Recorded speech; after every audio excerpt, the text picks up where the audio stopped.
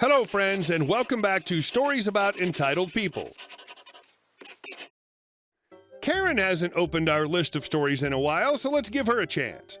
But before we begin, don't forget to subscribe to our channel if you're new here and turn on notifications so you don't miss a new video every single day. Here we go. Karen pays her own price for strawberries. So I work on a strawberry stand. I drive to the farm every morning and collect trays and trays of strawberries to sell for the day. It's about a 15-minute drive there, 15 back, and it helps expand the area the farm can sell at. The deal at my stand is 2 punnets are 5 pounds and 1 punnet is 3 pounds. This is obviously to push the upsell a little. All's going well for the day, then someone who I can only describe as Alpha Karen, AK, approaches the stand. AK, 1 punnet, please. Here's $2.50. OP, sorry, it's 3 pounds a punnet. AK, but at the farm, it's $2.50. These are the same strawberries, are they not? I proceed to explain the extra I occasionally get is for me. It helps toward collecting, selling, wages, petrol, the equipment, etc. I never thought it was a big deal. AK demands that because she knows the farm, I should sell it to her for her choosing beggar price. Now, I don't usually mind helping out if someone is short on change or something, but this lady was just awful. So I was a little annoyed at this point. I'm sorry, but if you want it for the price of $2.50, you'll have to go to the farm. I'll tell my husband about this. AK actually storms over to her husband, throws the car keys at him, and demands that he drive the 15 minutes to the farm and 15 minutes back to pay 50 pence less for a GD punnet of strawberries. She waited at the pub opposite my stand and had a drink outside while staring me down for an awkward half hour or so until her poor husband returned with the strawberries. I still can't stop smiling. Half an hour. Chances are she spent much more than the 50 pence she saved in gas alone, plus a drink she wouldn't have otherwise bought. On the other hand, her partner got some time away from her. And our second story. Sir, you're in the backblast area. This happened 20 years ago as I went through basic training and AIT for the Army in 2001. Man, writing that made me feel old. The summer of 2001, I graduated high school and enrolled in the Army. I shipped off 2 days prior to my 19th birthday. I arrived at Fort Knox, Kentucky on my birthday, and what a pleasant present that was. Drill sergeants, DS, can be malicious compliance animals as they're the epitome of by the book and doing what you're told. Fast forward, we're in our BRM phase, basic rifle marksmanship, and after the depressing start of going into hell on my birthday, basic training actually started being fun, and BRM was no exception. Being raised on a farm, I already had the basic concepts of shooting down, and though not a natural, was pretty decent when it came to shooting the pop-up targets. Qualification day came, and with basic training being one big competition between everything from squad members to platoons and even companies, the DS decided to sweeten the pot and give the 2 top qualifiers the prize of shooting off an AT-4. Think bazooka, but smaller. We're all excited and shot our best. Several people shot 40 for 40, and they had a shoot-off for the top 2. I only managed 32 for 40, but was still happy. The 2 winners are declared, and we gather around for a safety brief and instruction block on how to use these. Before firing, you're told to yell, "Backblast area clear," and that anyone in the wake of the concussion of the blast should move to the left or right so they're out of the danger zone. The 2 winners get their AT-4, get in position to fire. First kid goes and screams his warning and aims the old tank 400 yards away. Big boom. Men turn into kids and holler and cheer. Second winner steps up and gets prepared, looks back, yells his warning and stops. A platoon leader, PL, had come up and was standing about 20 feet directly behind the soldier getting ready to fire. The DS asks the PL to move to the left or right, but he doesn't. He walks back about 30 yards or so and nods his head, indicating that he's good. The DS doesn't move and yells, "Sir, that's not far enough." He tells the PL that the effective backblast area of an AT-4 is about 100 yards and he should move.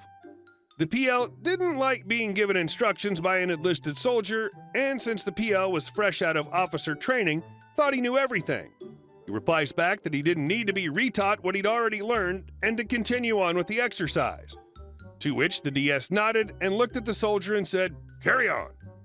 The soldier, now looking very timid and scared, is hesitant and pauses. The DS approaches and, loud enough for everyone to hear, says, "Did you not just hear the lawful order your PL just gave? Carry on, soldier." The kid swallows, yells, "Backblast area clear," one more time, checks his rear, shrugs, aims the old tank, and fires. The PL was knocked flat on his butt by the concussion wave that hit him. He got up uneasily and looked up. Every bit of mucus this apparently sick PL had in his face was oozing out of his face. The DS gives the all clear, nods at the PL and grins. PL burns holes in the DS with eyes, but can barely keep standing as he hobbles over to the medic to get checked out. That DS is a good teacher. It's always best to learn by example, after all. And our next story. You want a weekend off? Sure. In fact, have every day off. Some background info. My family comes from a rural farming community in eastern Canada. My grandfather on my father's side, plus his 6 brothers and sister, lobbied our MLA back in 1982 to bring our community a volunteer fire department. With the department came the ability to access a government grant during the summer to hire local students as the department's groundskeeper. My great-uncle, Grunkle, and chief firefighter would personally interview any students that applied and oversee them once hired. It was a basic 9-to-5 job, Monday through Friday, with weekends off for 6 weeks, and mostly included painting the building, trimming the nearby trees, maintaining the kick, fire training house, waxing the engines, etc. Edit. I talked with Grunkle and he explained something that wasn't covered the first time he told this story. These summer grants had and still have very specific rules and regulations that need to be met in order to prevent fraud or embezzlement. One such rule was that anyone hired must work the allotted time that the grant was signed for. If this time was off by a noticeable amount, say a whole shift's worth, without a valid cause, this would warrant an investigation that could cost the fire department thousands of dollars. It's imperative that anyone employed met these hours, and Grunkle made this very clear to any and all candidates. Grunkle hired a sophomore kid in 1995 who he recalled as Rick, obviously not his real name. Rick seemed like an upstanding young kid and had what my Grunkle described as a dependable feeling to him. So after a promising interview, Grunkle offered him the job. Rick had one small problem, though. He was attending hockey camp for the first week he would be working the grant, and asked Grunkle if he could still go to the camp. Grunkle thought it over and figured he could make up the time if he worked on Saturdays when he got back. He'd still have Sundays off, and fill in the time worked on those weekends as the time for Rick's week off. Rick said that'd work, and they shook on it. Rick worked the first 2 weeks as promised and without any grievances. Kid was attentive, smart, thorough, and polite. Then one day he came and asked Grunkle if he could take an upcoming Saturday off. Grunkle said that he couldn't because then the grant would end before Rick finished his hours owed. This is where things went wonky. Rick would ask consistently for that Saturday off almost daily, if not more often. When Grunkle didn't budge, Rick's mother called up Grunkle and asked him on Rick's behalf for the Saturday off. When she too was shot down, Rick's father tried to persuade Grunkle over the phone, and when he failed, both of Rick's parents teamed up at once. Needless to say, Grunkle was getting annoyed. It all came to a head after one particular day. Grunkle would regularly help my granddad and dad on the farm with odds and ends, and a special machine had broken down during a crucial time. It took the 3 of them working about 12 hours nonstop to finally get the damn thing running right. On his walk back to his house, Grunkle was confronted in person by Rick's parents. They kept saying things like, "Rick's a young kid and his friends all go swimming on Saturdays. Could you just give him this one day off?"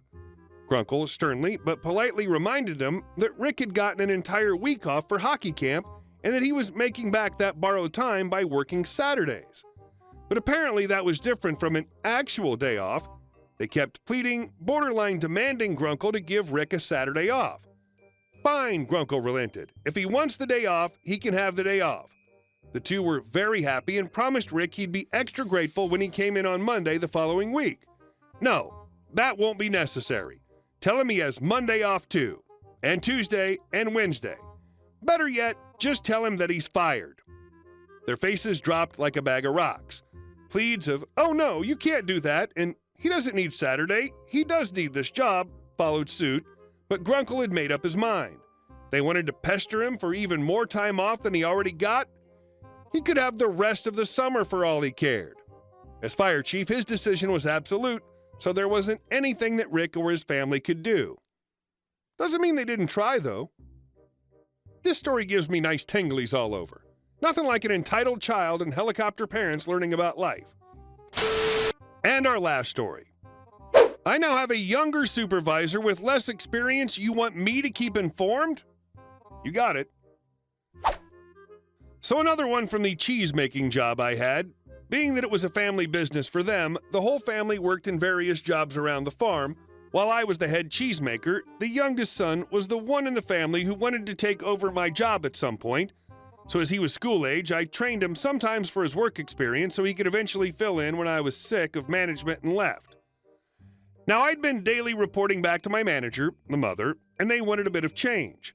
The kid was out of school and working on the farm and plant more now, so he was instituted as a supervisor in the plant, literally to keep an eye on me and my speedy work. It was a pain in the butt. So he'd go home after work and nitpick that I was doing something wrong or this and that.